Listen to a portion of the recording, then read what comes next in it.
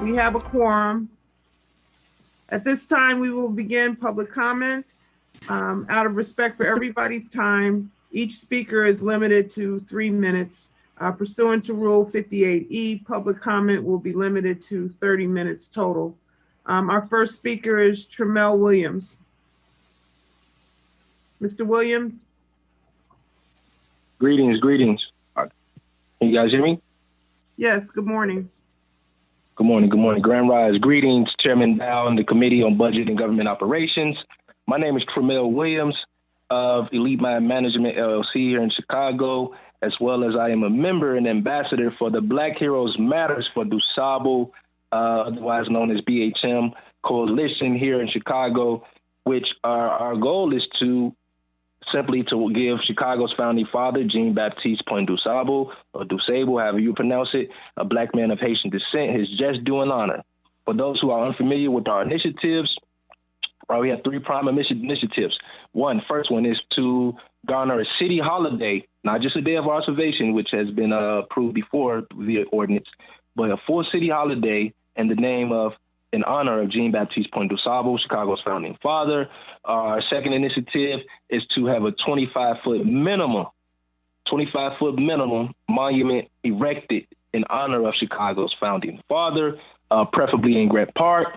And also in light of the upcoming vote by the Committee on Transportation and Public Way, which is our final initiative, we are seeking to rename Lakeshore Drive to Jean-Baptiste Point DuSable Drive, or a variation of.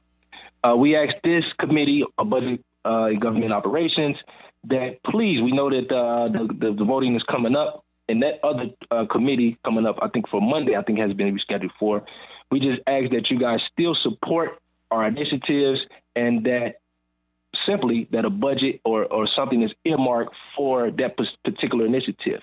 We, like I said, in the past, we have been in talks with CDOT as well as IDOT, as well as the government, as well as the current administration. And we know that this is a practical goal that can be reached. And we just ask that this committee still supports us on our initiative specifically for the vote that's coming up for the renaming of Lakeshore Drive to Jean-Baptiste Point DuSable Drive. We know that it won't be as costly as the other 2 initiatives in relation to honoring Chicago's founding father. So we just want to make you guys aware that that is coming up for vote. And we ask that any of the members, committee members who are a part of that committee also, that you please are aware of our initiatives and that you please vote in favor for the renaming of Lakeshore Drive to Jean-Baptiste Point DuSable Drive to honor Chicago's founding father, which is long overdue. Thank you guys for allowing me to have public comment this morning, and you guys have a blessed day. Thank you, Mr. Williams. Our next speaker is Ephraim Martin. Mr. Martin? To Madam Chair Dowell, members of this City Council and Budget, greetings.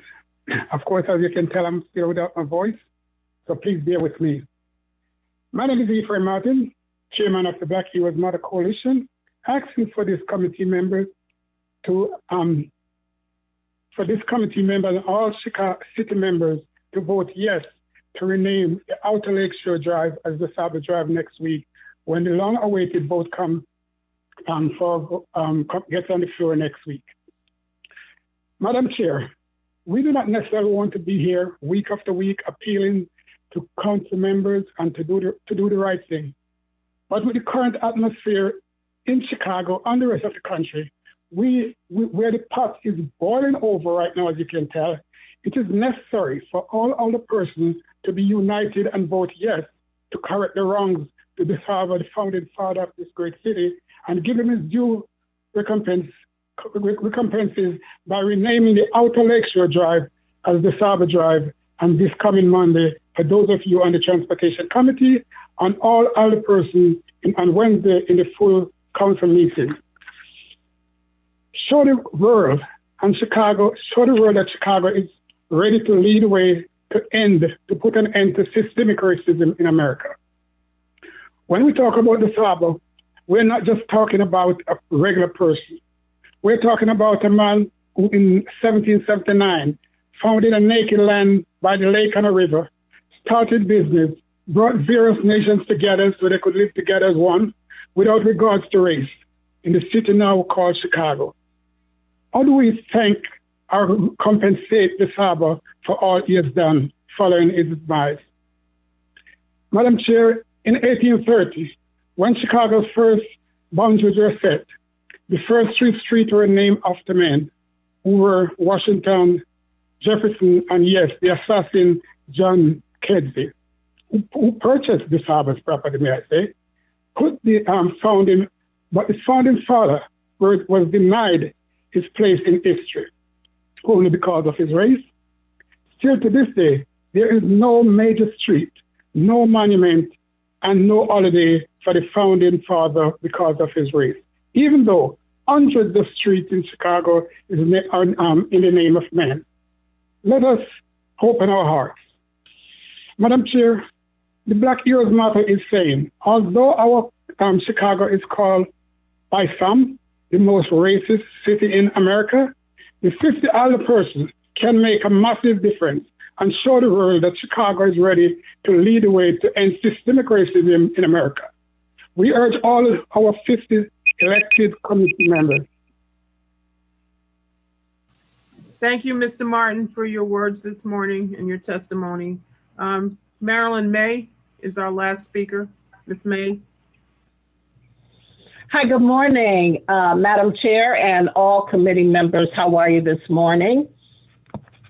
Again, my name is Marilyn May, and I am a representative of the Black Heroes Matter Coalition, and I'm here to ask for your support for the call to vote on the DeSable initiative.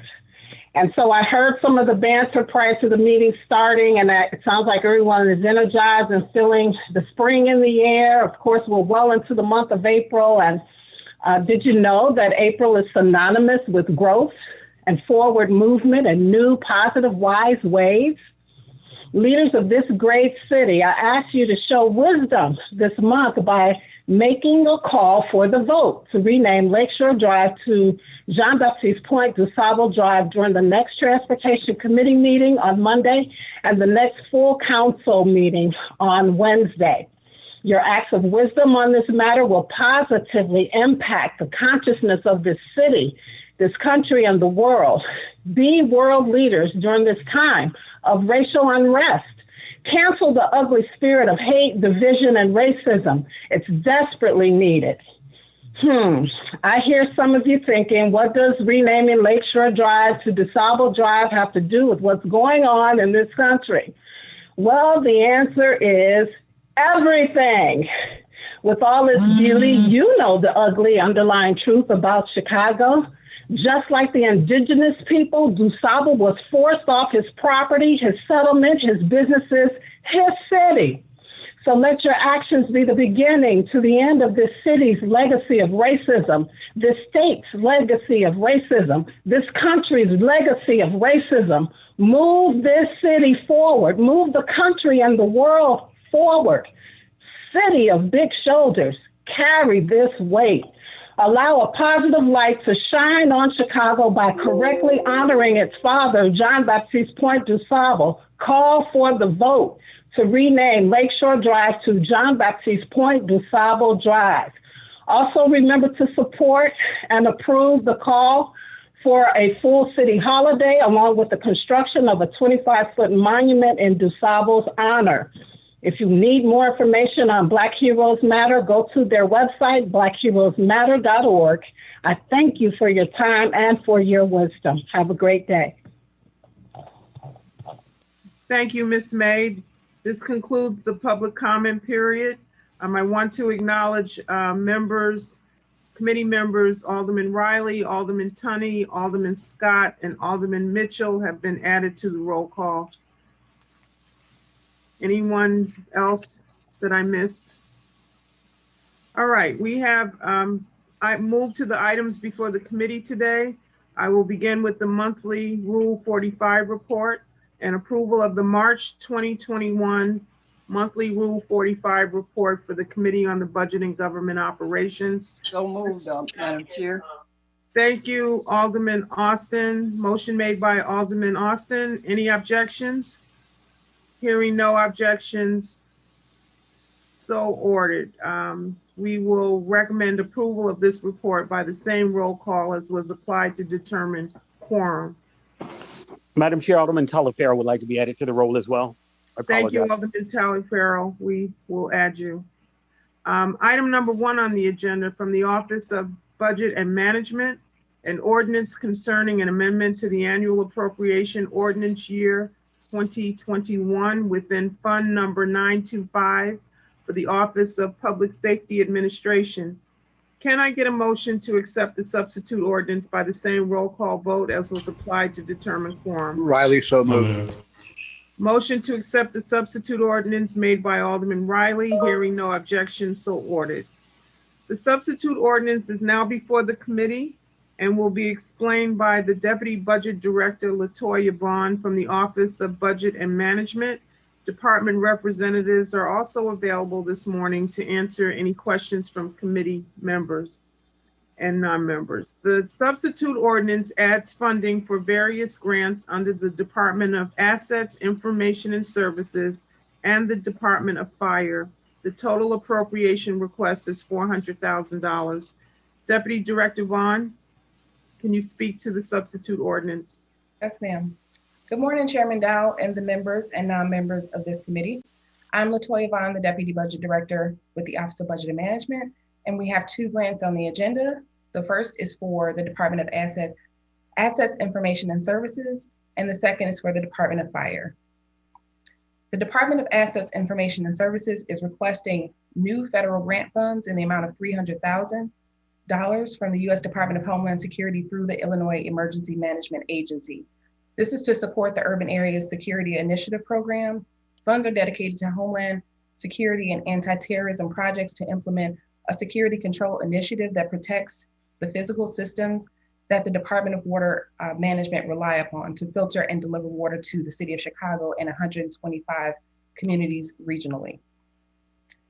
The Chicago Department of Fire is requesting new private grant funds in the amount of $100,000 from the Medical Home Network to support the Mobile Integrated Health Unit program.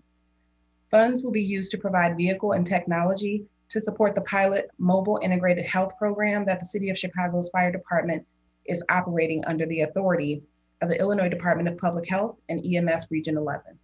Community paramedics who have hundreds of hours of additional training beyond their paramedic education physically travel to Chicago's residential homes to provide assessment and education and intervention to allow residents to experience improved health. It also allows for the intervention related to the COVID-19 pandemic, including in-home assessment, education, and vaccination. The program closes the healthcare gaps in vulnerable communities experiencing high rates of chronic disease, such as asthma, diabetes, hypertension, and heart failure. This concludes our Fund 925 amendment request totaling $400,000. Thank you, and we are open for any questions. All right, there being no hands raised on this item, is there a motion to recommend approval of item number 1, the substitute ordinance on the agenda by the same roll call vote as was applied to determine quorum? Riley, so moved. I didn't hear who moved that. So moved, Alderman Austin. Alderman Austin so moves. Any objections? Hearing no objections, so ordered. The due pass recommendation of the substitute ordinance will be reported out at our next city council meeting on Wednesday, April 21st. Next, we will move on to the subject matter hearing and discuss the quarterly update on the fiscal year 2021 annual appropriation, which will be presented by Budget Director Susie Park of the Office of Budget and Management for the first quarter of 2021. In addition to Budget Director Susie Park, we're joined today by City Comptroller Reshma Soni and Chief Financial Officer Jenny Bennett, who are also available to answer any questions. Today's quarterly update is pursuant to SR 2020-594, a substitute resolution introduced by Alderman Raymond Lopez. This is a general overview of the annual budget, the first quarter of 2021, and no vote will be taken. A copy of the quarterly report was previously emailed to everyone on April 12th. And the substitute resolution introduced by Alderman Lopez passed City Council on September 19th, 2020. Director Parks. Thank you, Chairman. Good morning, Chairman Dow, Vice Chairman Silverstein, and members of the Committee on the Budget and Government Operations. Thank you for allowing me to join you today to provide an update on the city's finances for the beginning of the 2021 fiscal year. As the Chairman mentioned, joining me today are Jenny Bennett, our Chief Financial Officer, as well as Reshma Soni, our City Comptroller. I hope that members of the committee have received the quarterly City Council budget report that we have put together to lead our discussion today. This report, which is the first of its kind for the city, is a result of our effort to continue to provide additional transparency around the city's finances and provides an overview of the city's corporate fund revenues and expenditures. As a reminder, the numbers presented in the report are the most up-to-date information at the time of this presentation and are preliminary and subject to change as the year progresses. Today's presentation includes an update on the revenues collected and expenses paid and encumbered through February 2021.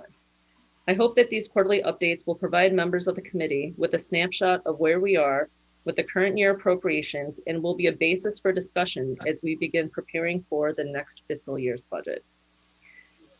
Before we begin with the update on our revenues, I do want to take a moment to remind the members of the committee of the impacts that COVID has had on our revenues over the past year. As we outlined in the budget forecast and discussed during the 2021 budget process, the 2020 estimated budget shortfall was nearly $800 million. We are addressing this by leveraging $335 million in eligible COVID-19 personnel costs that were able to be reimbursed by federal resources, with another $465 million in short-term borrowing. Similarly, the 2021 budget gap of $1.2 billion was largely driven by a $783 million revenue loss due to COVID. The approved 2021 budget included more than $500 million in structural gap closing solutions.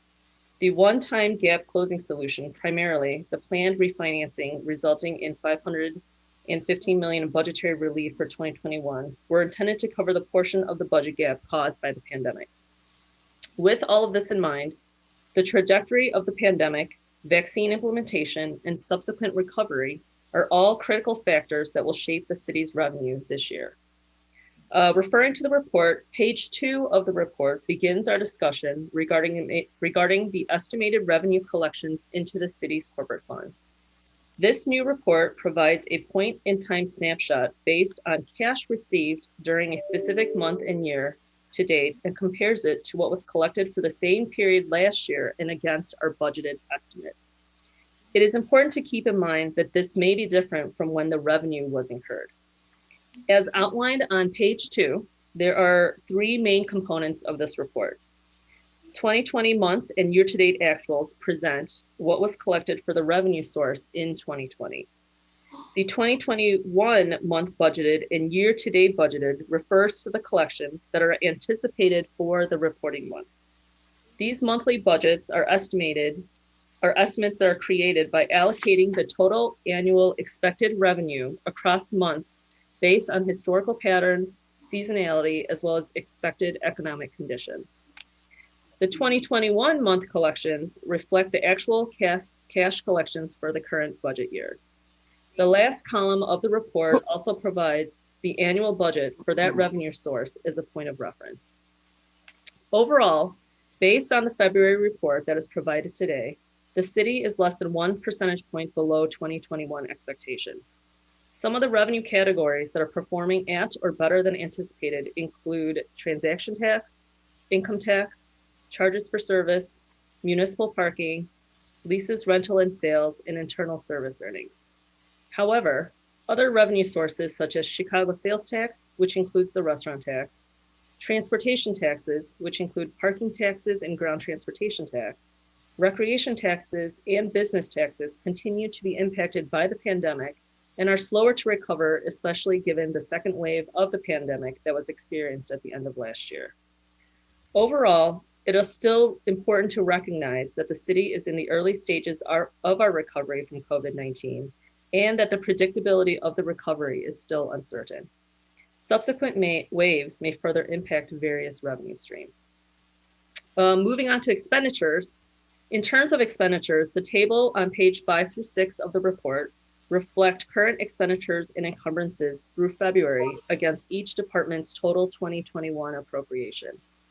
As a matter of seasonality, departments generally spend the first quarter of the fiscal year closing out expenses from the previous fiscal year. And as a result, there is less activity in the current year budget for this quarter. Most of the expenses at the beginning of the fiscal year tend to be for ongoing salary and other related personnel costs. Of the expenses presented through February 20 of 21, close to 75% of the expenditures are for personnel services. Lastly, before we move into our discussion around the quarterly report, I also want to take a moment to discuss what we know so far around the American Rescue Plan. The ARP was signed into law on March 12th and provides $1.9 trillion to address the impacts from the COVID-19 pandemic. There will be various resources that will be provided at the federal, state, and local levels. Part of this includes state and local recovery funds, which will provide direct financial relief funding for the city. While the total amount of this award has not been confirmed, there are various reports that estimate that the city's portion will be around $1.9 billion. What we know right now is that it will come in 2 tranches, the first within 60 days of the bill passage, and the second tranche will be no sooner than 1 year after that. We also know that based on the legislation, it will be able to be utilized for revenue replacement due to COVID, costs incurred to continue to respond to the COVID-19 emergency, and necessary investments in water, sewer, or broadband infrastructure. Funds, however, may not be used for deposit into any pension fund. While these details were made available in the legislation, additional guidance is necessary from the United States Treasury to ensure that any interpretation of eligibility of costs is in alignment and compliance with federal regulations. We also know that there will be additional funding for ongoing work around public health, homelessness, housing, airports, and transportation, to name a few. Again, we have not yet have confirmed award numbers or guidance around the various programs and or awards that will be available to the city. What I do want to highlight, however, is that it is important to keep in mind that ARP funds will be one-time in nature. We will need to look at these funds through a lens of fiscal responsibility, using lessons learned from past federal relief programs. As we have stated before, our first priority around the local recovery funds will be to replace and cancel the borrowing that was intended for the 2020 shortfall and the 2021 budget. We also want to balance this with the revitalization of our economy for the long term, with the mayor's focus on equity and inclusion and making sure that we are reaching those who have been hardest hit by the pandemic. I know there will be more discussions and briefings with this committee and other members of City Council around the ARP. I look forward to working with all of you on this. Thank you, and I will now turn this over to our Chief Financial Officer, Jenny Bennett. Thank you, Susie. Good morning, Chairman Dow, Vice Chairman Silverstein, and members of the Committee on the Budget and Government Operations. I'd like to add some context to the city's financial picture in order to provide background for how we intend to proceed with financial planning going forward. This isn't the first time the city has received significant federal funds. After the housing bubble burst in 2009 and we faced an economic downturn, the city suffered $316 million in revenue losses, or 11% year over year. In response, the city received American Recovery and Reinvestment Act federal stimulus funds, which included $340 million first appropriated in 2009 to help support the recovery, as well as additional supports. The city's revenues didn't fully recover for almost a half a decade until 2012, but the spending on the stimulus funds continued beyond the federal funding that appeared. The city tried to make up for this loss in revenues, but needed to continue spending. It used one-time Skyway and parking meter monies for budget gap closing, which included over $1.1 billion from 2009 to 2011. And when those monies ran out, the city then moved on to Scoop and Toss, which filled approximately $650 million in gap closing measures from 2010 to 2015. All of these were one-time measures which extended the timeframe in which the city needed to find structural solutions to the budget gap. Then in 2015, the city raised $543 million in property taxes to begin addressing ballooning pension costs and the inherent structural budget gap. This is a cautionary tale for all of us to consider, not just as we consider the use of our stimulus funds now, but also as to how we balance fiscal stability and much needed investments. Let me be clear, we need to do both, but most importantly, we need to strike the right balance. As you may recall, we said during budget season that if we received federal funds, we would have to first repay our debts. That debt includes the $465 million of scoop and toss used to address the 2020 shortfall and the $500 million to address the 2021 shortfall. The city committed to not return to the practice of scoop and toss, and we use this mechanism in the midst of COVID and lack of certainty around federal funding purely because of the unprecedented nature of the COVID crisis. We need to make good on those commitments made during budget by recommending that we eliminate the scoop and toss through the use of a portion of the ARP funds. We also need to consider that we still face a sizable $1 billion budget gap for 2022, which we will start the process later this year. Please be assured that we will work with you to use the stimulus funds to address the key pain points that we know Chicagoans are currently facing and make necessary investments to alleviate those pain points and set up for future economic growth.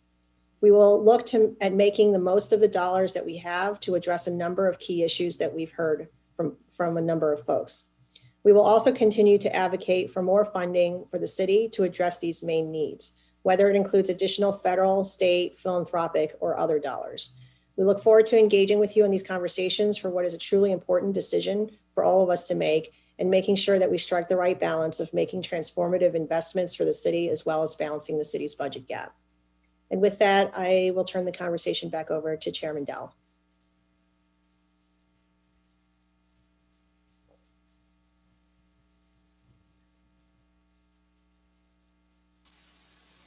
Okay, thank you very much, Director Parks and Chief Financial Officer Bennett. First, I want to say going forward, I want to emphasize that this is the first time we're getting a quarterly report on the city budget. I want to say that in the future, we will get the report out in a more timely fashion. I know it came out yesterday afternoon due to some, I guess the budget office putting the final touches on it, but we will get it out in an earlier fashion at the next quarterly report. Before we take questions, I wanted to give Ken Williams, who is the director of the COFA office, an opportunity to give his perspective on this report, and then we'll go to questions. Mr. Williams. Good morning, all.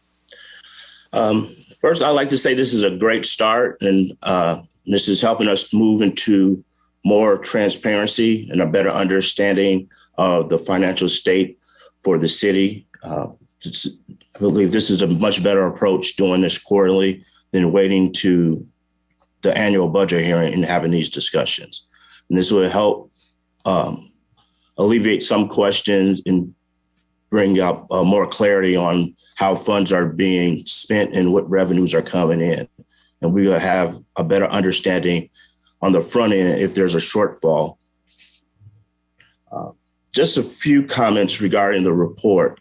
Like it was stated, this is the first report that was presented, but unfortunately, it only provides 2 months, so it's not truly a quarterly report.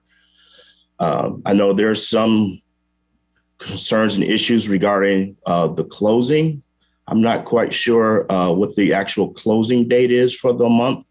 I'm not sure if it's the 15th of the month or if it completely 30 days after the quarter closes.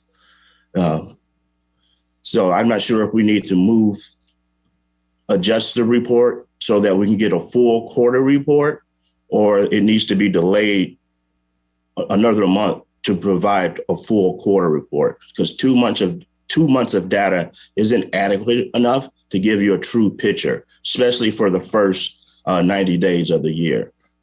So it's kind of giving us an incomplete picture with just 2 months of data.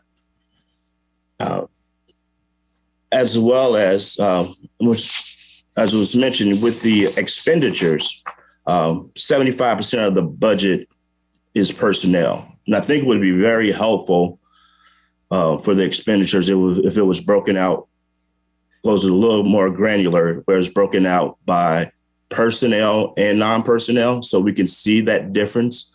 A lot of, especially the non-personnel and contract items, will kind of be hidden, not being able to see their true impact due to the impact of the personnel data.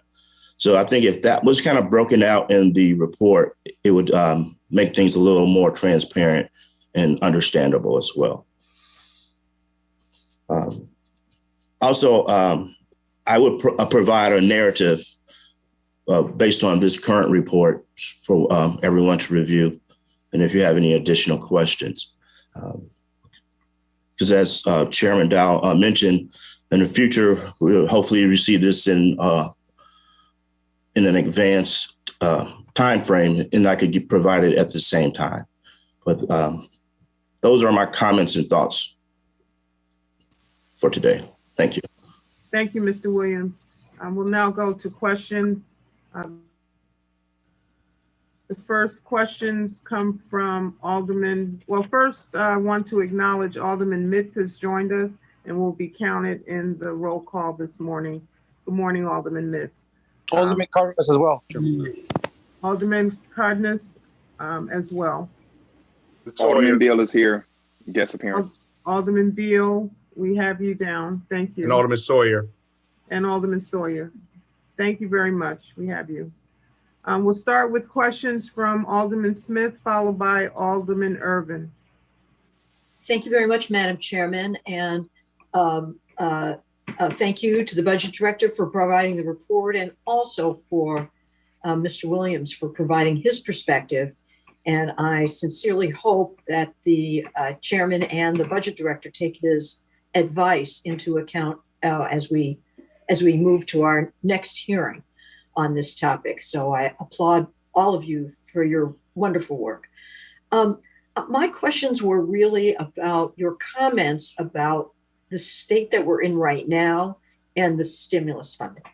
So you've used words like balance and repaying our debts, and the only number we heard was the over $400 million of scoop and toss that we did.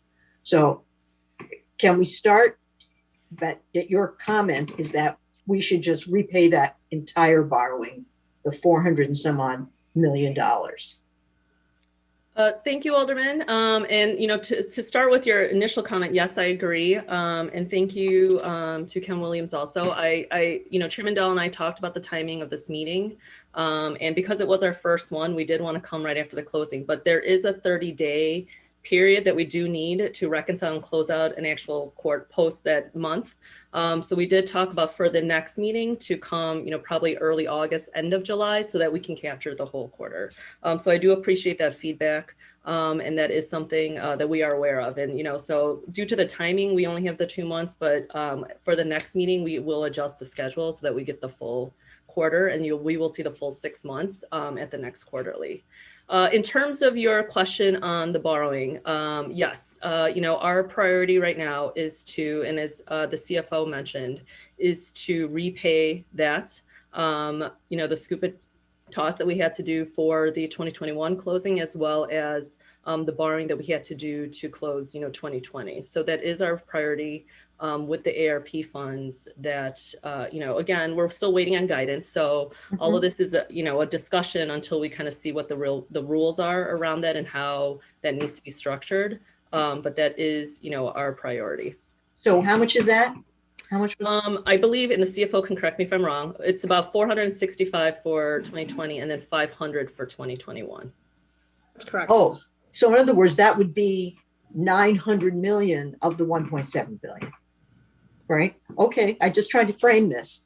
And then we know that these funds cannot be used for pension funds. Yes. And we have a gigantic pension obligation in the next budget year. So we know that we can't do that. But my understanding of these funds is that they are in fact designed to fill the gaps in lost revenue. I mean, that's what they were about. So just to frame the issue,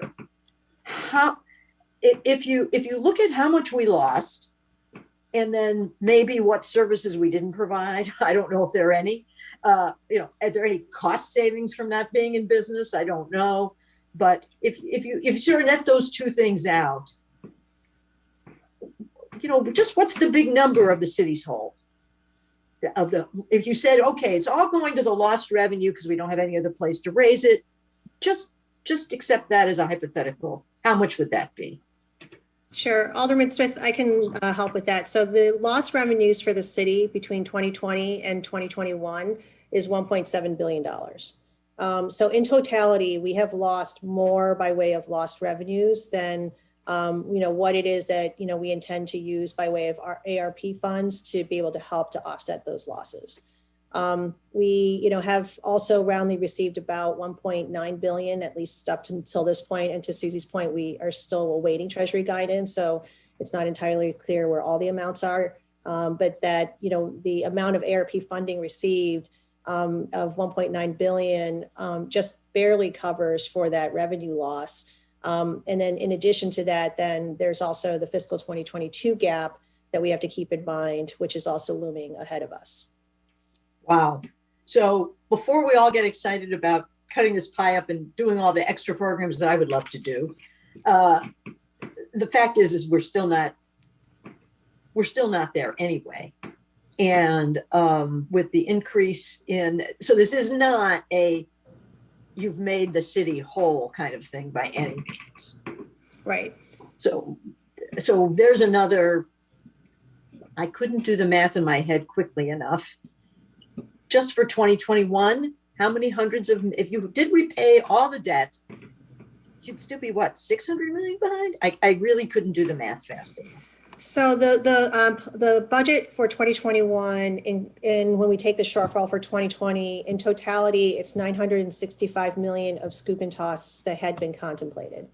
And then if we were to use federal funding for that, that's a significant portion of that. Right. As I noted, we also have 2022 to think about and what that means in terms of decisions there. We won't start that process till later on this year, but Sure. It's obviously a consideration as we look through this.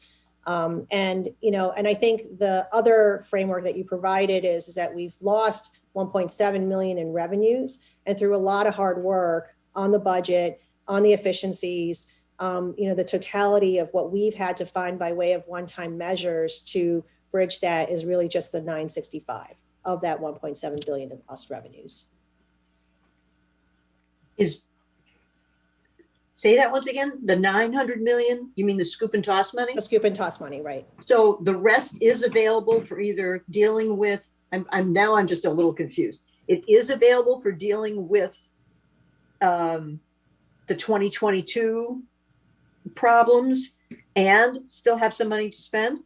And maybe still have some money to spend. And that's a process that we want to work through with council over the next few months. And we know that there has to be a combination of the two. And ultimately what we need first to know is what the actual dollar amounts are, which we don't have the Treasury guidance for. We don't know the entirety of what all the pockets of funds are. But that ultimately that is what's left to be able to figure out how we address the rest of those issues. And I'm sure Alderman Erdin has a lot of really good questions. So I just guess one more, which is that, are these dollars intended to be operating dollars or capital dollars, or can they be both? I mean, I know we're also trying to get a big infrastructure bill that we're all praying that we get. Yeah. What is this money available for? So it is flexible funding, and to your question, I think the question really becomes whether or not we get additional other funding from the infrastructure stimulus bill that would help to support capital, which would alleviate the need to use some of these funds for those purposes. So I think ultimately it's still up in the air because we'd like to know what the totality of the funds are first to be able to say, is the best and highest use to apply it to capital? Is it to apply it to operating? And what are the critical needs? And I will add to Jenny's point that, we are still awaiting guidance about, how this really needs to look like. And just to remind everyone that this is coming in 2 tranches, so, it's not all in one big award. That is half now, and then the other half is a year from now. So, there's also timing to think about, that this, especially the state and local recovery funding goes till 2024.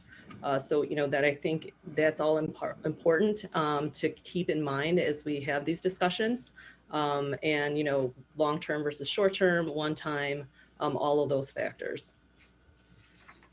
Okay, but I just want to know how big the bread box was. All right. Thank you very much. Thank you, Madam Chair. Thank you, Alderman Smith. And I see you and I are color coordinated sisters today. You got it. All right, Alderman Irvin, followed by Alderman Villegas. Thank you, Madam Chair. The question that I have, I want to focus on the revenue side of the ledger in the questions. So currently we are for fiscal 21. What is our projected shortfall? It's over $700 million in revenue shortfall. Okay, and fiscal 22 is projected at what currently? Fiscal 22 is still up in the air. We are projecting us getting to close to recovery towards the end of 22 and beginning of 23. But that, and ultimately it really is contingent upon the speed of the recovery, how fast we get vaccinations out. So far, and we may talk about this as we get through some of the discussion of the quarterly report, we've seen some revenues do very well and other revenues do poorly. And it's a mix of a portfolio of revenues that the city has and ultimately how that portfolio performs. Okay. The 700 million shortfall that we talk about for fiscal 21, is that inclusive of the scoop and toss money, or does that not include that money? It doesn't include that money. Sorry, Susie. Oh, no, I just want to be clear. So the shortfall, though, was part of our gap of which we closed during budget. And part of that was with the scoop and toss that Jenny is talking about. So I do want to remind everybody of that. No, that's what I want to make sure that we are, yes, talking about apples and apples here. So of the $700 million shortfall, how much of it was covered by scoop and toss? About 500. Okay. And then the other 200 is just a natural revenue loss year over year. Revenue loss that we covered through other measures internally to try to get that gap closed. Okay. So for fiscal 21, theoretically, how much revenue is available from the federal government giving us the funds in this most recent bill? In terms of the ARP and the revenue replacement that is coming, that will be allowable through the state and local recovery funding. Again, it's 50%. So in theory, if we are getting, 1.9 billion, 2 billion, it would be half of that would be here initially. Okay, so whatever that number. So whatever the dollar amount, it would be half of that. Got you. However, the expenditure period you say goes through. Does that our fiscal 24 or?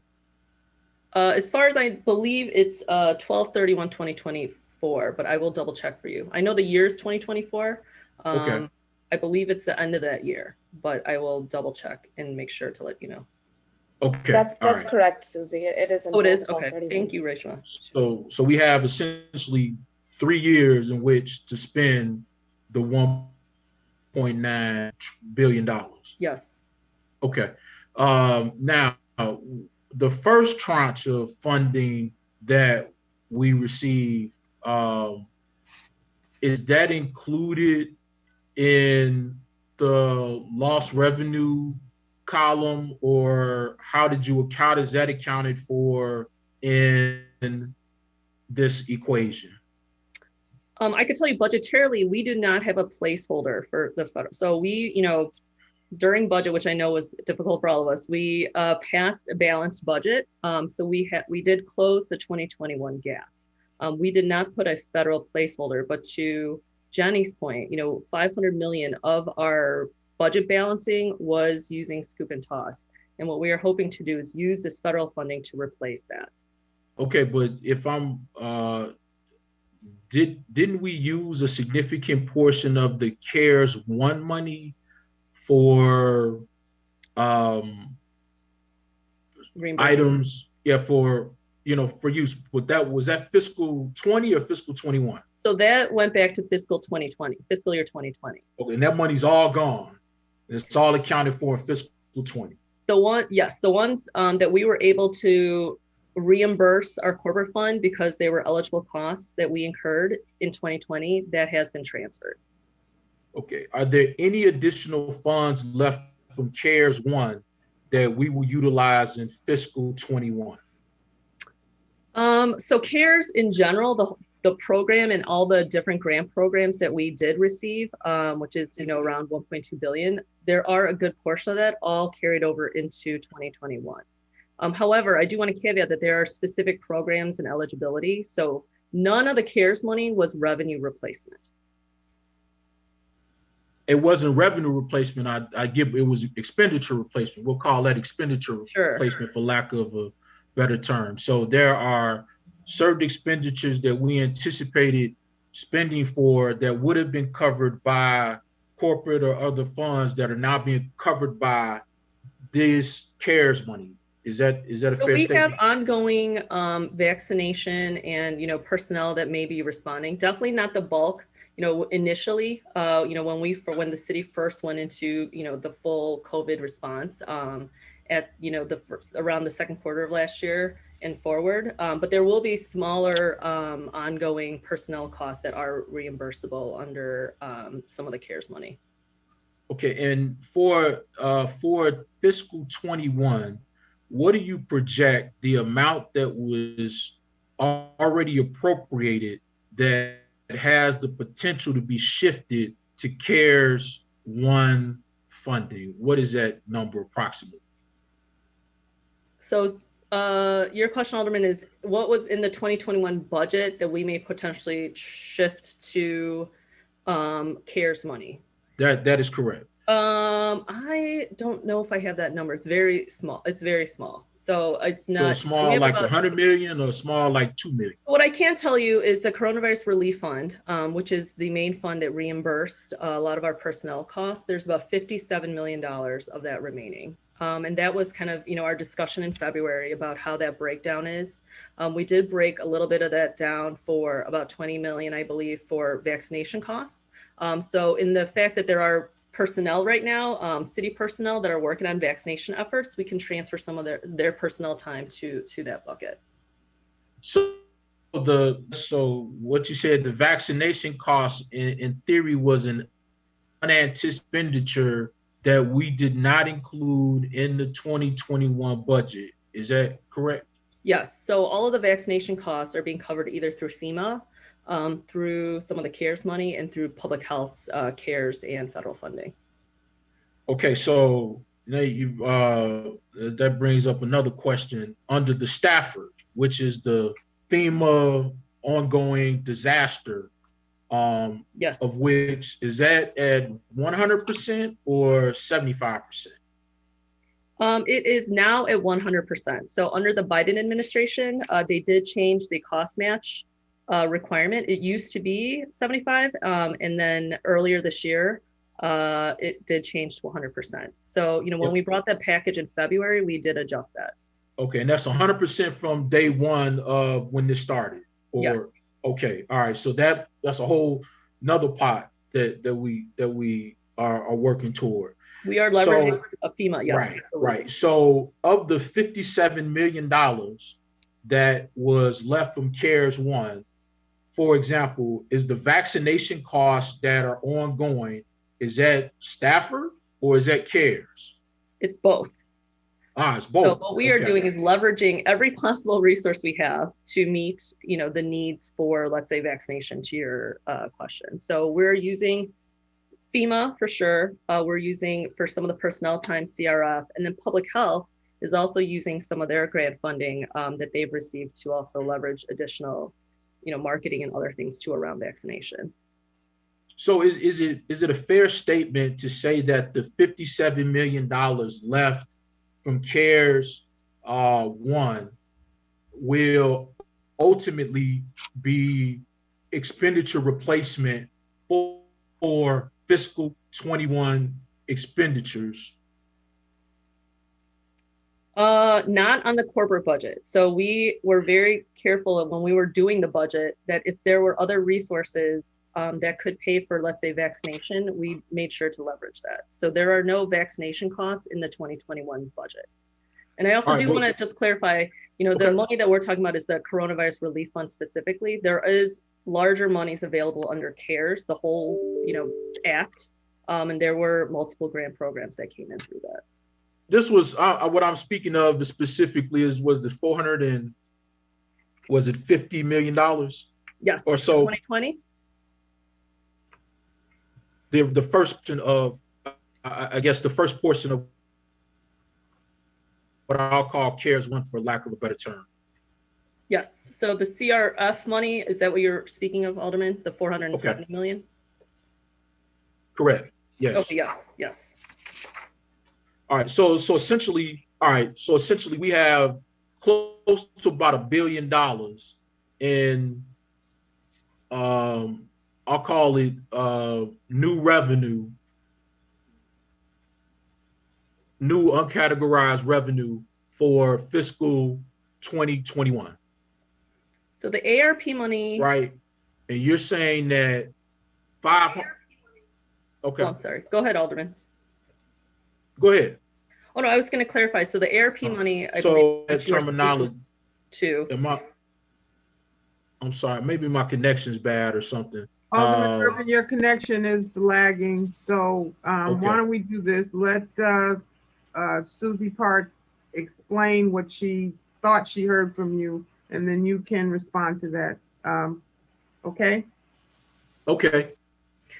So I believe the question was, so the American Rescue Plan money, which will, the first 50%, which is allowing for revenue replacement, that will go back till 2020.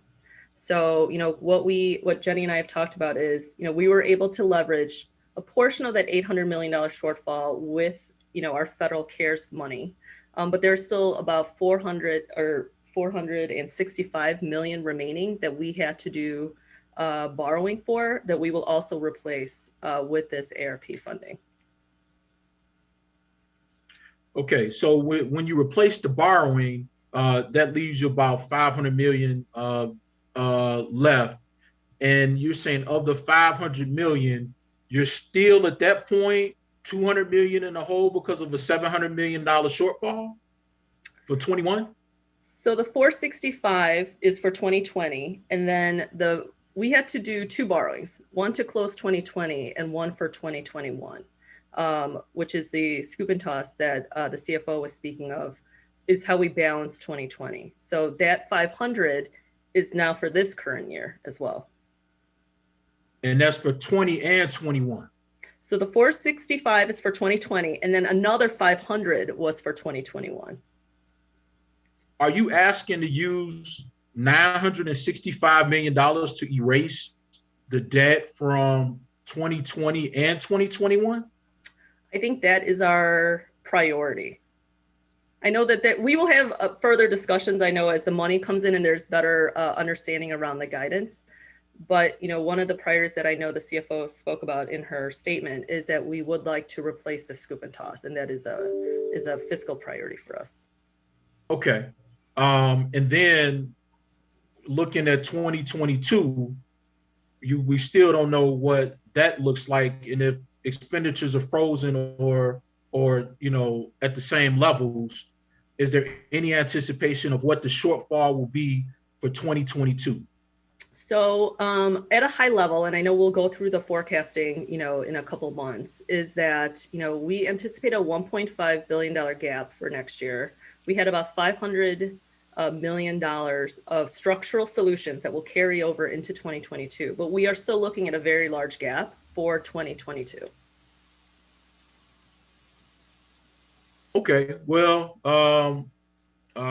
that's going to be tough to for us to deal with. We got some fiscal challenges again ahead of us. So I do think that we really need to get some clarity over what the deficit looks like going into 2022, Yes.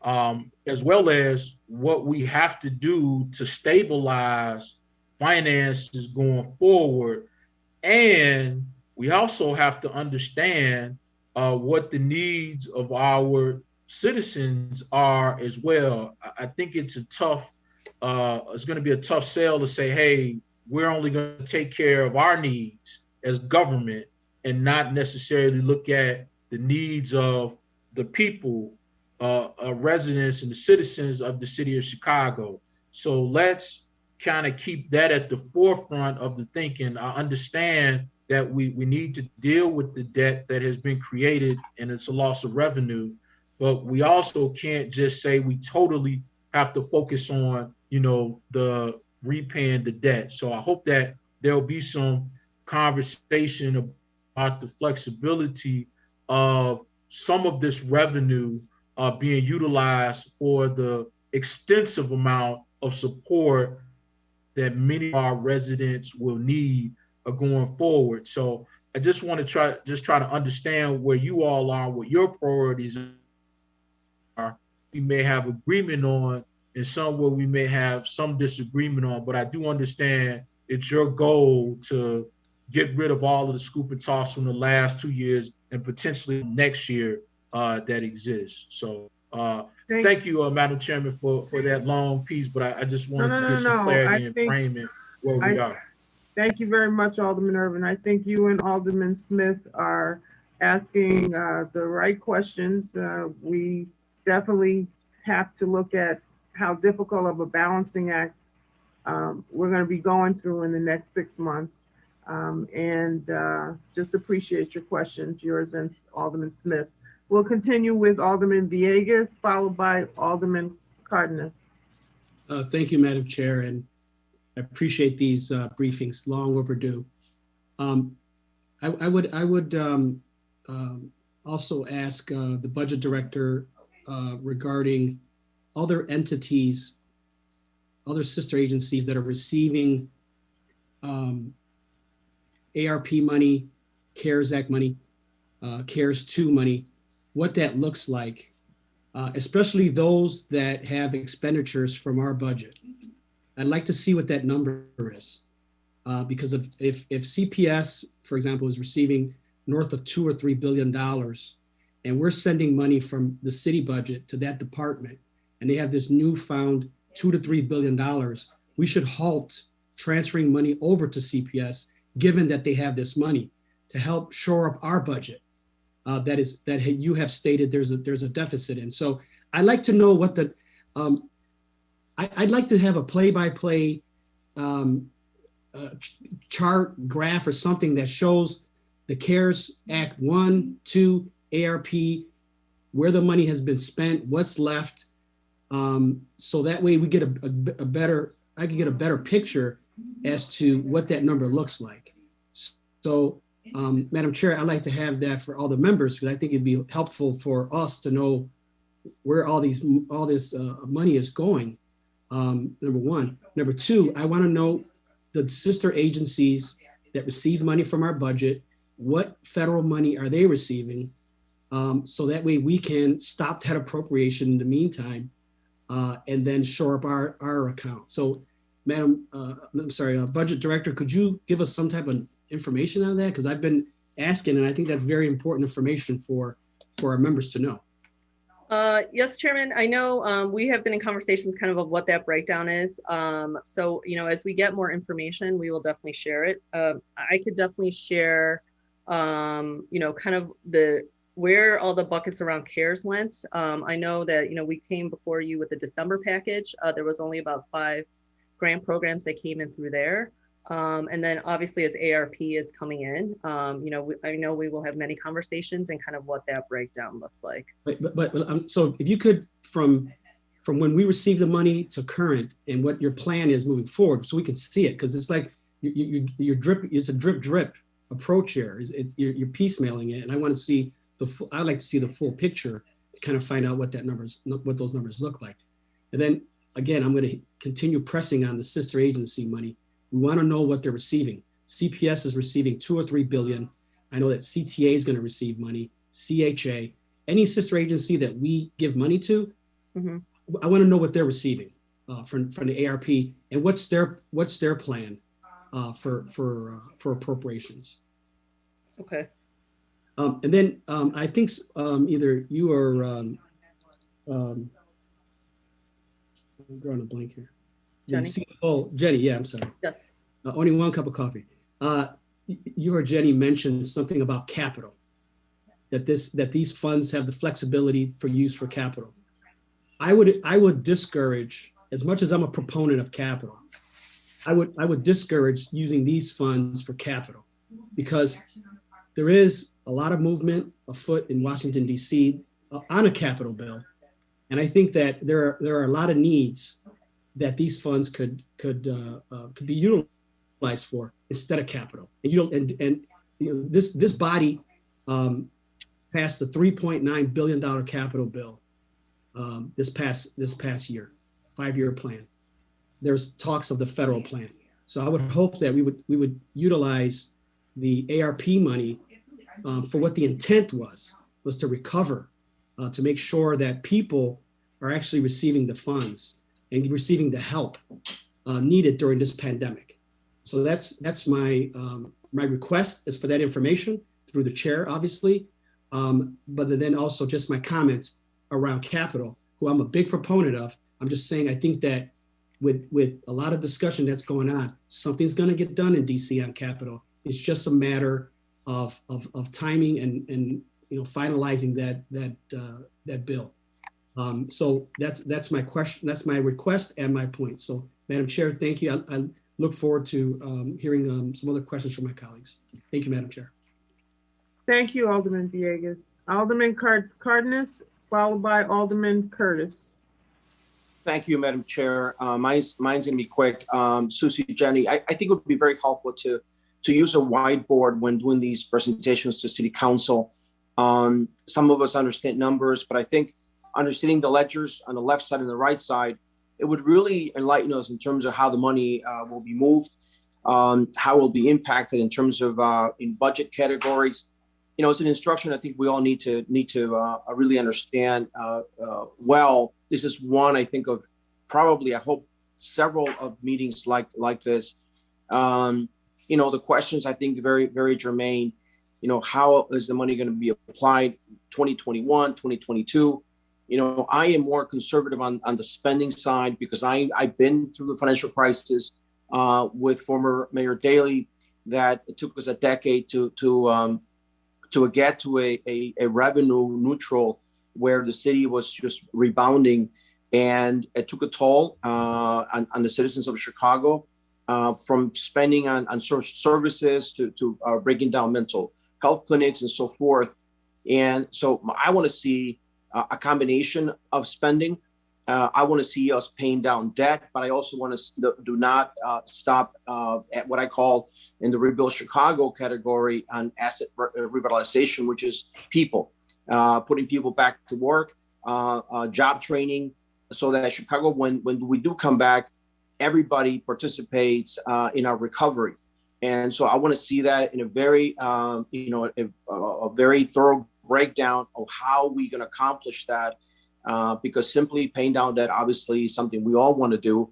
But if we don't recover Chicago in an equitable way, we're going to go back to square one. So to me, I just want to make that statement. I think it's good that you guys are giving us this briefing, but seeing the numbers, and placing those categories so we can really just take notes and understand how the money moves, it's just paramount. We just got to be able to do that. We can talk, but I'm not going to remember exactly what our conversation to the dollar in this call or the next call, but I can jot down numbers. I can play with my own notepad and then come up with how to understand it and how to get it to my constituents. Thank you. Thank you, Alderman. Director Parks, do you want to respond to that? Yes, thank you, Chairman, and thank you, Alderman Cardenas. I will take your inputs. This again is our first one, and so if any members have ideas for how we can better, I know that's a lot of numbers. So if there's a better way to present this and to do any of that, we are always open to that. I think I've heard from everyone that, and I completely agree that with the incoming federal funding, that this will be a balance of both, fiscal responsibility as well as investments in revitalizing our economy, which is also very important.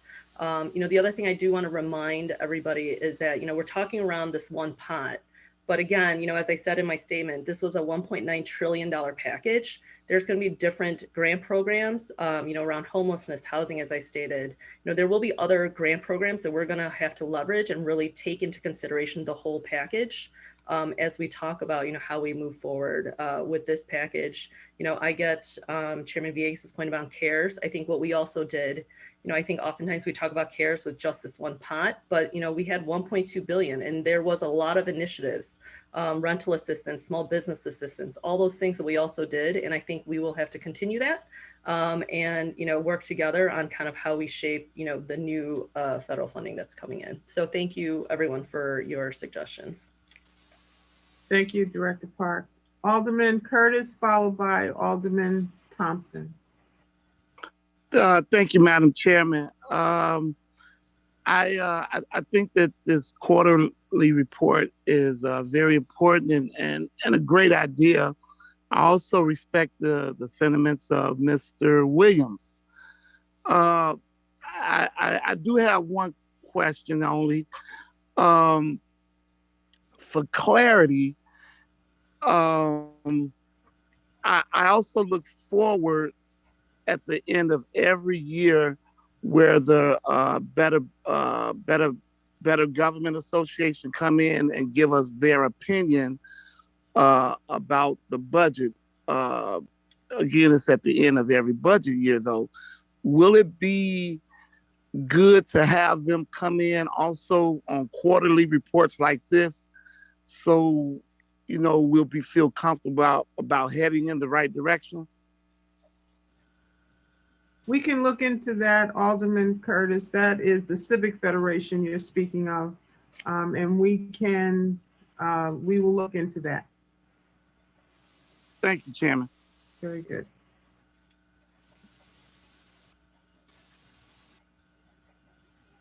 Anything else, Alderman Curtis? No, that was it. Thanks. All right. Alderman Thompson, followed by Alderman Martin. Oh.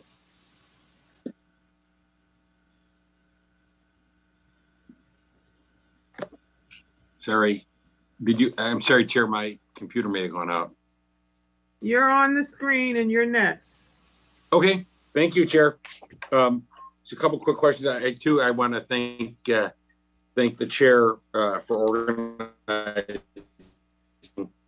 these core meetings. I want to thank me and Susie. Thank you very much for this information.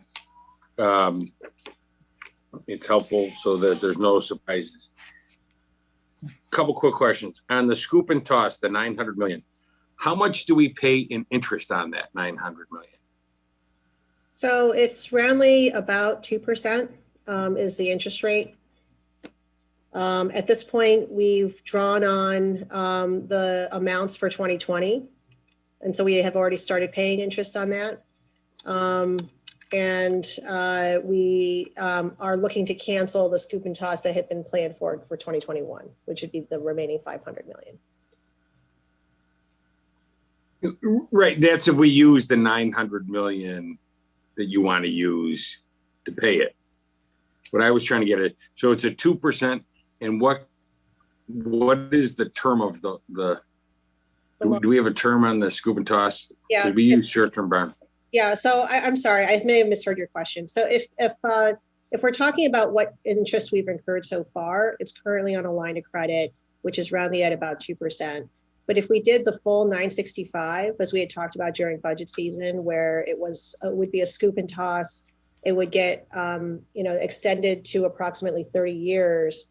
There is a lot of interest associated with that. you just think about $1 billion at, roundly about a 4% cost of capital for 30 years, it's a lot of interest and very costly. And hence the reason why, by and large, scoop and tosses are frowned upon, including from those like the Civic Federation, unless you have extenuating circumstances like what we faced in the midst of COVID.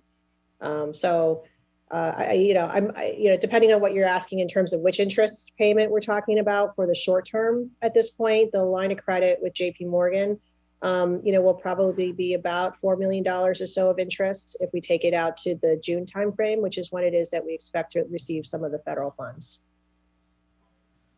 Okay, and then is that line of credit, is there a term associated with that? Yep, it's a 1-year term, but we have an ability to cancel it after 6 months. Okay, and if need be, they would probably offer us an extension for a year, another. Yes, if we needed it. Right.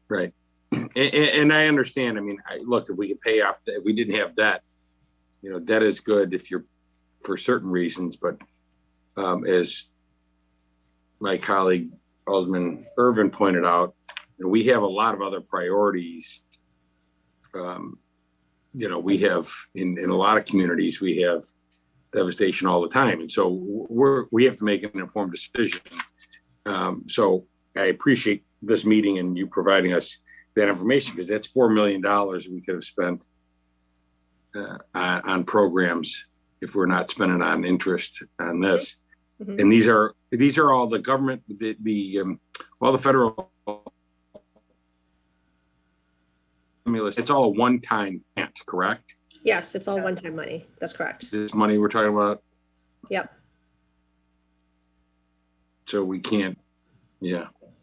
And then as it relates to that, to make an informed sort of, to me, do you have, I know a lot of people, there's 50 opinions, plus you have the mayor on programs that we think are important. I know it was mentioned homeless, which is a concern we have, mental illness, that's a concern for us. But do you, or can you provide through the chair, sort of from a fiscal standpoint, what would be your priority spending list for that one-time funding? And if we said, okay, we're going to give all discretion to you to spend this money, what would you be spending it on? If you could provide that to us so we can see from you as our CFO and our budget director, what do you think is the best, most prudent investment in the city of these dollars to help? Because if we can pay off debt, then our revenue that we have, we can then sustainably fund other programs like homeless and mental health. So if you could provide that list through the chair, I know for me that would be helpful. Sure.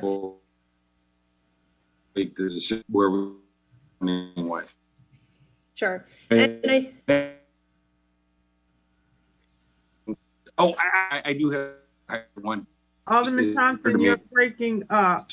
Like I said, if you had the, I'm sorry. Can you hear me now? Yes. No? Yes. Yes, you can. Oh, I'm sorry. Okay. So, like I said, if you had the discretion, it made me think, if you had the discretion, what were you spending on? That's the first question. My second question is to the chair. Just to clarify, last year when we gave the CFO discretion, we didn't give him discretion on this, correct? Like they can't, they have to come back to the city council. The spending on the ARP has to come, the American Rescue Plan or project or whatever, comes back through the city council. Okay, that's fine. Thank you. Thank you, Chair. Thank you, Susie, Jenny, I appreciate it. Thank you. Thank you, Alderman Thompson. Alderman Martin, followed by Alderman LaSpada. Thank you very much, Chair, and thank you, Chief and Director, for your time this morning. My first question is about transaction taxes. So I saw in the document that was shared with us, the summary, that it appeared that year-to-date collections for transactions taxes were up 25.8%. Almost offsetting, and maybe actually entirely offsetting the decreases in some other areas year over year. So I was curious, what are the biggest transaction taxes that are within that broader category? And I think this is probably best for Chief Bennett. What do you attribute that year over year increase to, given the fact that so many others have gone down? Susie may actually have the more details on this, but I think at a very high level, it has in large part to do with the lease transaction tax that we raised during budget season.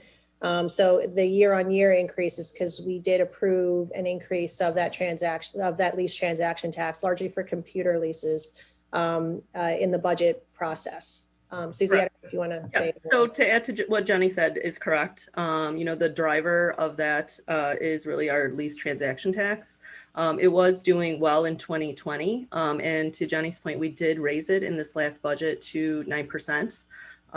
So, that continues to perform. And so, that is what is driving that revenue category.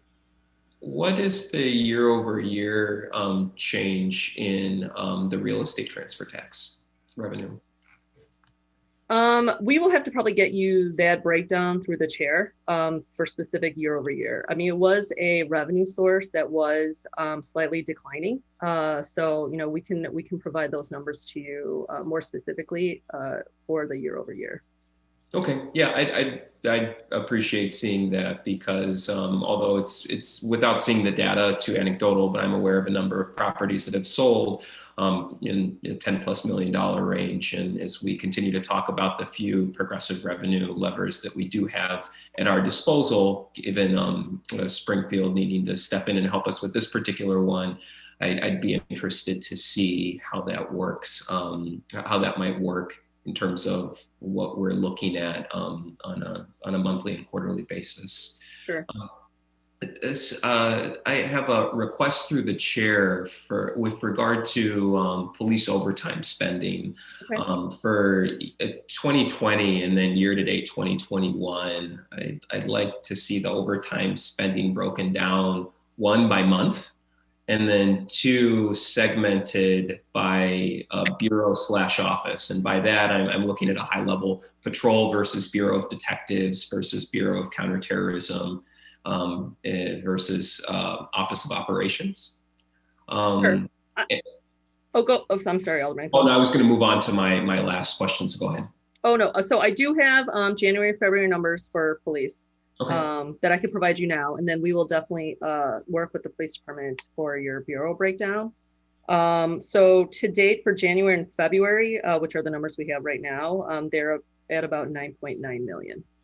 So January was about 5.4 million and February was about 4.4 million. Which, compared to last year at this time, they were at 16 million. So there is significant improvement for those first 2 months. For this year. Okay, thank you. And then in totality last year, the total for the police department, I believe, was 177 million. But I will get you that as a response through the chair. Thank you. And then lastly, I wanted to touch upon the issue of domestic violence. I think that it's something that gets under discussed, but especially in the context of COVID, we've seen really troubling statistics in that regard, whether it's by some estimates, 2,400% increase in texts to domestic violence related services, as well as a significant increase in domestic violence calls to the hotline. And so I think that's something that when you compare even pre-COVID, what we were doing as Chicago, as the city of Chicago relative to other peer cities, it doesn't stack up in a helpful way. And I think we've seen the problem of domestic violence worsen on account of the pandemic. I think that it's something that, in addition to just dealing in more of a structural way, would be a very valuable and deserving recipient of increased funding as we continue to get federal funding. So I wanted to, raise up that issue. I hope that in responding to Alderman Thompson's request for the chair in terms of the administration's emerging priorities, that finds its way onto that list. And I thought to that end, I asked through the chair for a breakdown for all planned domestic violence related expenditures for fiscal year 2021. In looking at the budget ordinance that passed last year, it seems that the lion's share is DFSS through the home sharing related tax, but and a lot of that money goes to delegate agencies, but still would be very helpful to see how we're right now, point in time, planning to spend money for the remainder of the year on domestic violence related services.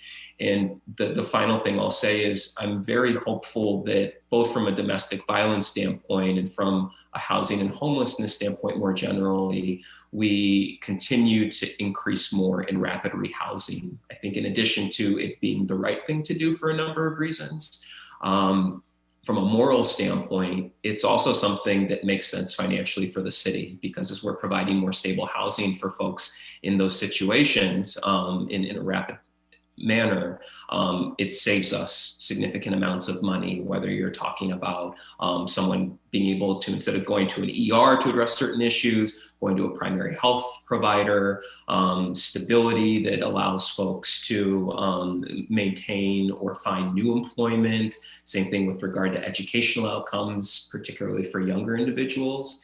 And so while I think that's acutely the case within DV, I think it's the case more broadly that rapid rehousing makes sense for a lot of reasons, and very much hope to see that as an aspect of proposals around use of federal funds, because as much as I can appreciate the need to roll back some of the scoop and toss decisions that were made because of the financial bottom line for the city, I think there are lots of other ways in which we can look at things like rapid rehousing, investments in domestic violence as having both a short and long-term benefit for the city's finances. So I want to make sure that we're having these conversations, looking beyond, okay, scoop and toss, looking beyond the budget gap, but also making sure that we see some of these investments, increased investments, as cost savers, both in the short and long term. So with that, I'll end my line of questions. Thank you again for your time. Thanks in advance for those responses. And thank you, Chair. Thank you, Alderman. I do want to add, and just, to add a finer point, is that we did have CARES money, and we'll break that down for you in the DV breakdown. But we did invest CARES money for both DV and rapid rehousing, working with DFSS. So there were investments made there from the last round of federal funding. And I think, that, to your point, is something that we will look for also, how we can improve upon that for the new buckets that are coming. But we'll provide you that breakdown around DV. Thank you, Director. Thank you. Thank you, Alderman Martin. Alderman Laspada, followed by Alderman Lopez. Thank you, Chairman, and thank you for this hearing. Again, super valuable for the council. Two quick questions. Budget Director Park, with the $1.9 billion coming to the city, roughly, in terms of revenue replacement, what is the administration's plan for engaging aldermen in, and I would say engaging the public in the allocation plan for that funding? It is the equivalent, I think, of about 45% of what our annual corporate fund would be. Arguably, it needs a public process around that. How is the administration conceiving of that public process? So thank you for that question. We have been discussing that specifically about how best to share information out as well as take information in. So I don't have a specific answer for you at this moment, but that is definitely something that we will continue to work together on and also to share. But that is something that, as we're talking about the federal funds and waiting for guidance, I am definitely looking at, how do we get input and outreach around that and provide that information.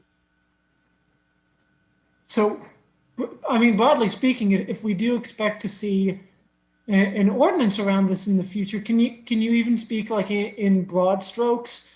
Are we thinking a survey? Are we thinking online town halls for our constituents around this? I don't know. So we've in learning from our outreach that we've done around budget, we are looking at how best to gain information. Surveys have pros and cons around that. But hopefully in the very short time frame, we can come back. I can come back to you and provide you kind of what our outreach plan is. Be assured that that is something we're absolutely thinking about. But what is the best way to get this information and to get that feedback is really where the discussion is.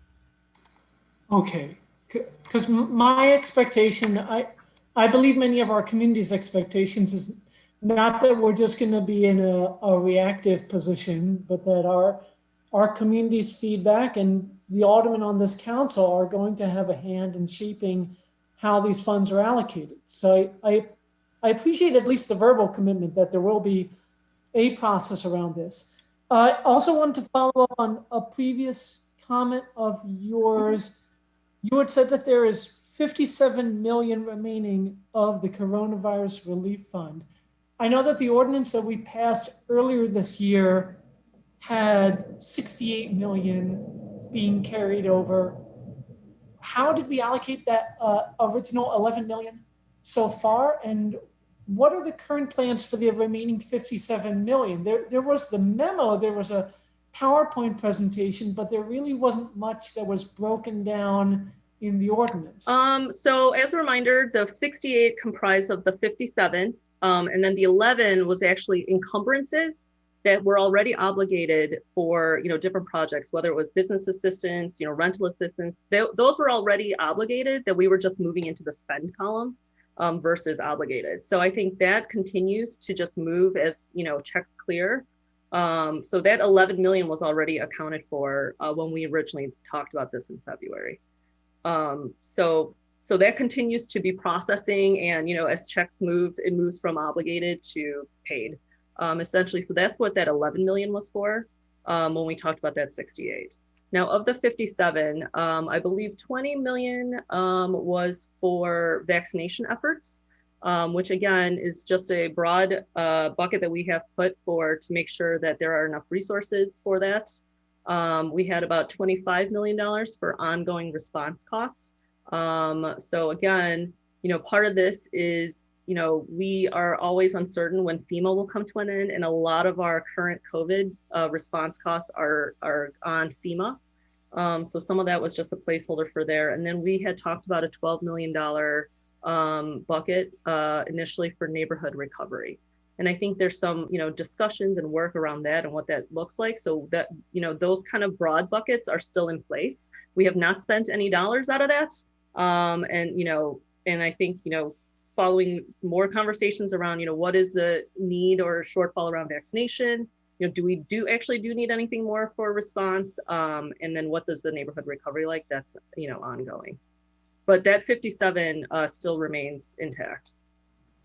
So, Budget Director, where are the conversations happening around what our neighborhood recovery initiatives are looking like, and how do aldermen engage with that space? That is I could definitely look into that. That is something that I know, working with BACP and kind of in the mayor's office. And, it's definitely open for input on what that recovery looks like. We have not, it's not set in stone yet. And I do think that, when we talked about it in February, that it is important to get all the alderman feedback and community feedback around what, neighborhood recovery looks like. Okay. And with the 25 million going for ongoing direct COVID response, when can we expect to see breakdowns departmentally of where that 25 million is going? So we can, we are kind of looking at it as an available resource. Right now, as I mentioned, most of our ongoing response costs are being charged to FEMA. So I think, we can, as we get more clarity around what the need is in terms of response, and if that's necessary as we move forward, we will definitely bring that back to you, and I can share that breakdown with you. Are there current costs that the administration is looking to have reimbursed? Not at the moment on the 25. Okay. I am only saying this because I would like to have clearer communications and expectations around this. than last time, and I'm willing to work with the administration on that. But I just want to see something clearer and consistent around that particular 25 million, because certainly we hear from our constituents around where their recovery needs are. And if we end up not needing to put that towards departmental staff reimbursements, I think we can, as a council, have a good conversation around how to use that for our city's recovery. But those are all of my questions. Thank you so much for your time, and thank you, Chairman, for this hearing. Thank you, Alderman Laspada. Alderman Lopez, followed by Alderman Burke.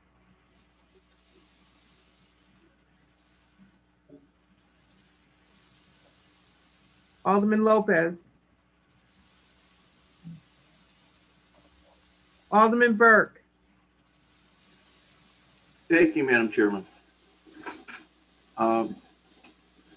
Madam Budget Director, I've been sending letters to the chairman requesting clarification of certain matters that were contained in your memo of February 23rd. By any chance, do you have a copy of that memo?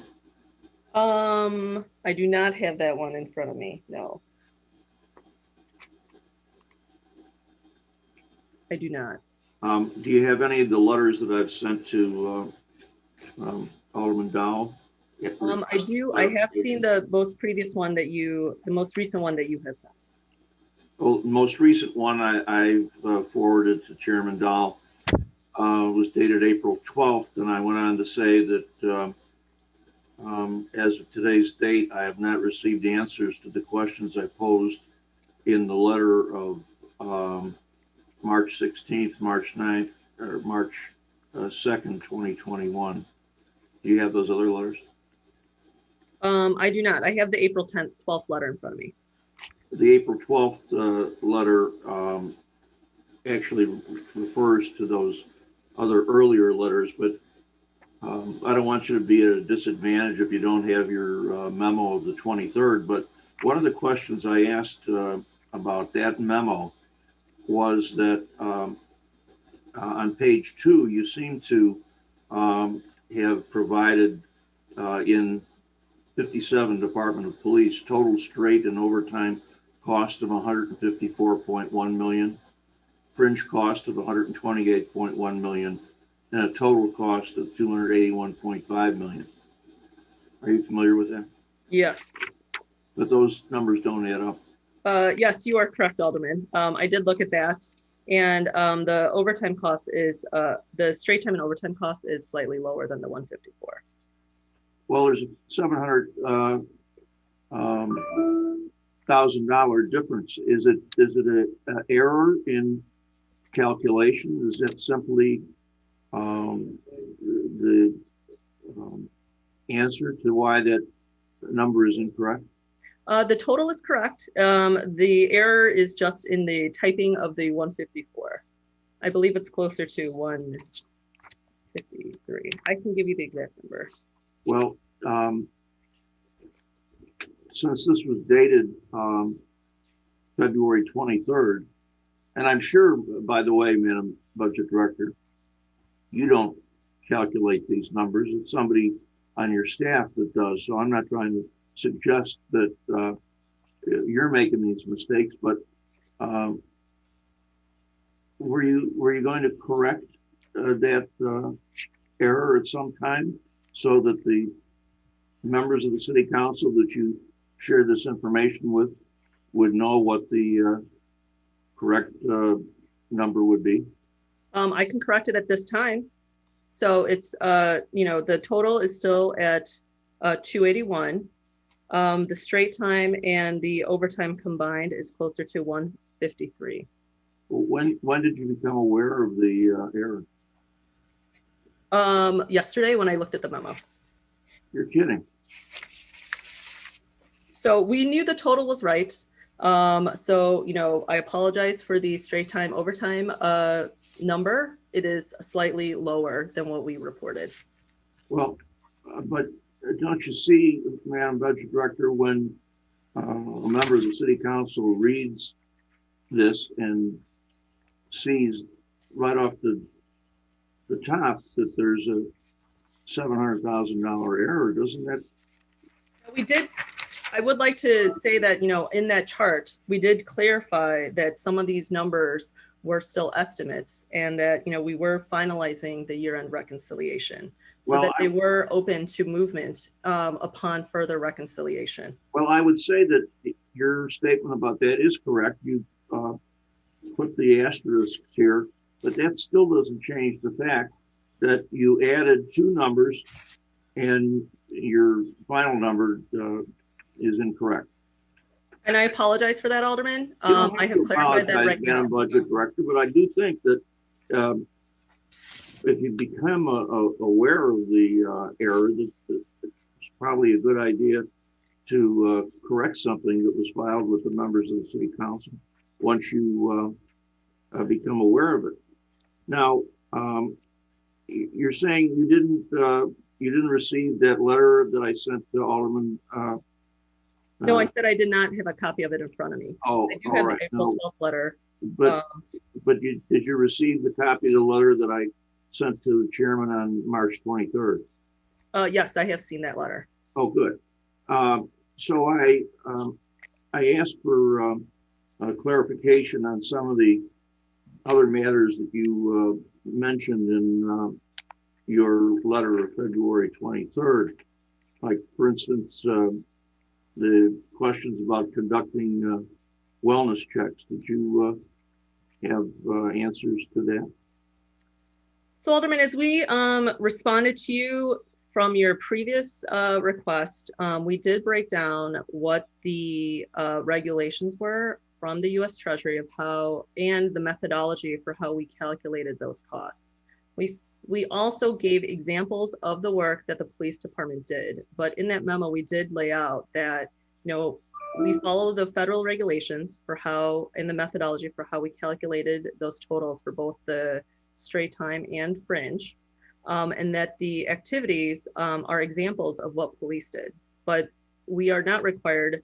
And I think some of your requests were for specific, locations and things like that, which, would probably be a better conversation with the police department in terms of specificity around assignments. And I agree that that would be probably a good question for the police department, but I was led to believe that I was to file my questions with the chairman, who was then going to forward it to you, and I maybe wrongfully assumed that you would then get the information from the police department. Now, I apologize if I'm working under misapprehension. Is it then your testimony this morning that you will attempt to get that information, the numbers? And I think it's a pretty simple question when you talk about conducting wellness checks. How many officers were devoted? In which districts? How many wellness checks were performed? I'm sure the police department has all that information. I'm happy to share the letter with the police department. Excuse me, Alderman Burke, this is not the focus of the subject matter hearing. I will allow you to maybe continue with a couple of more questions, but I would like to move on and deal with the matter that is on the agenda today. Well, I think this indeed is the part of the subject matter. No, it's not the subject matter hearing agenda item. It's a report, is it not, on the status of the budget? No, it's on the status of the 2021 first quarter report. This item is not part of that discussion. So I would like to move on. I know that your concerns have been relayed by my office to the budget director. I anticipate that she will respond to your most recent letter of April 12th shortly. Well, thank you. I apologize if I tried to pose questions that aren't. No apology necessary. I just wanted to move on and stay on topic with our subject matter hearing. Well, yeah, but perhaps if I didn't have to write you on the 12th of April and the 23rd of March and the 9th of March and on the 2nd of March, essentially trying to get clarification of the matters that were contained in the budget director's memo of February 23rd. And it wasn't information that I proposed. This was right, but I think, Alderman, that the budget director has responded to those letters in some form or fashion, and that there is generally a disagreement here, which is not going to be solved in this budget committee meeting, nor is it the subject of the agenda for today. So I would like to move on. Well, I hope that the other members of the city council, and obviously I'm not a member of the budget committee, but would be concerned about the apparent inability of the police department or whomever to respond to simple questions that were merely trying to clarify the information that was provided by the budget office. I didn't pull Alderman, out of the clear blue sky. Budget director, is it possible will you be responding to the letter of April 12th, Director Park? Yes, I will respond to the letter from April 12th. And as I committed to Alderman Burke, I will share this letter with the police department for the specifics around the information requested. Thank you very much. Thank you. Thank you, Alderman. Alderman Haddon. Thank you, Chair. Thank you again, Chairman, for the quarterly briefings. I too just want to support that. This is really helpful, and it's been great to hear my colleagues' questions. I've got a question, Director Park, just similar to Alderman Martin kind of checking in on the domestic violence funding. It made me think about the importance of our early childhood education funding as well.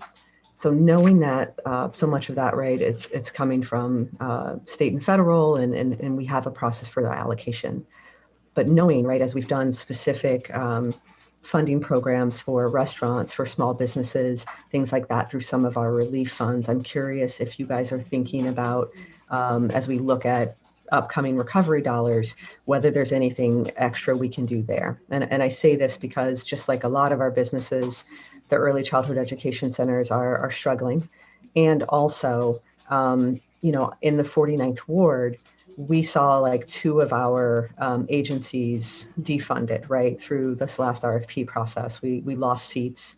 We're hurting for those seats of early childhood education.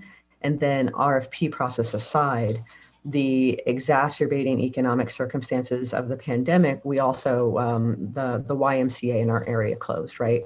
Mm-hmm. So we're at we took a huge hit. And I know I've looked at some of the metrics from 2019, and a lot of areas of the city, particularly in Black and Brown communities, have lost this. So knowing that our funding circumstances through the kind of grant awards that we receive to even hand out might be further limited. Are you guys thinking about anything we can do in terms of kind of COVID relief funds? Because I also know that these daycare centers are a key part, right, of our recovery, of being able to get people out of their homes, people back to work. So just a question about that, and hoping that this is a group that's coming up in the conversations. Thank you for that, Alderman. You know, I want to also add that in this new package, there is about $38 billion for early childhood and childcare. So I think part of this is also, and one of the things we're looking at is not just what's coming directly to the city, but what funds are going to the state, what federal funds are going directly to those recipients that you are speaking of, Alderman, and you know, how best do we get the word out? I think that's also part of this conversation. And, I know we've talked about this around CARES is, not everything might have to come through the city, but if it is going through a federal program or even at the state level, how do we help our communities to apply for those fundings or get access to it? So I think there's a couple pronged approach around that. To your point, what is it that we can do directly? I think there was some small amounts that came in CARES for childcare that we did put out. But then, there are bigger pots definitely at the federal level that's going direct. And I think so, and I'm open to any feedback that, council may have about how do we reach, different areas and people and get the word out that, if an application opens, how do we notify people and help them, get access to that funding as well, even if it's not coming from the city. That's helpful to know, and I guess I would request, and maybe this is through the chair or even through this. I know others here on the committee would be interested. I would love to have an opportunity, I guess, as soon as it's possible, to dive into a little bit more of what those sources are, so that I can be a better advocate for some of our agencies. Absolutely. Yeah. Thank you, Chair. That was my only question. Thank you, Alderman Haddon. Alderman Scott. Thank you, Madam Chair. I'll be quick. Can you? So I know that the last time I think we had a briefing around kind of allocation. I think this is some of the monies that Alderman LaSpada was talking about. I know that we were putting money for outreach into communities in the Protect Chicago Plus communities. And we were looking at, I think, Flowers Communication. Can you, through the chair, give me a breakdown of kind of what that happened, what that was and what was spent on communities for the Protect Chicago Plus program? North Lawndale is a Protect Chicago Plus community, and I haven't seen the outreach that I think is necessary. So I'd like to know kind of where that money has gone and how has it been disseminated. If you can get that through the chair, that'd be appreciated. Yes, Alderman. Thank you, Madam Chair. That's all I have. Thank you, Alderman Scott. I want to say that this has been a very robust discussion this morning on the quarterly report. Thank you all for your questions. Clearly, we have a challenge ahead of us as it relates to putting our budget in order and responding to the needs of our constituency. So hang on to your seats. There being no further business before the committee, can I get a motion to adjourn by the same roll call vote as was applied to determine quorum? So moved, Alderman Scott. Alderman Irvin. Alderman Scott so moves. Hearing no objection, so ordered. The Committee on the Budget and Government Operations meeting is adjourned.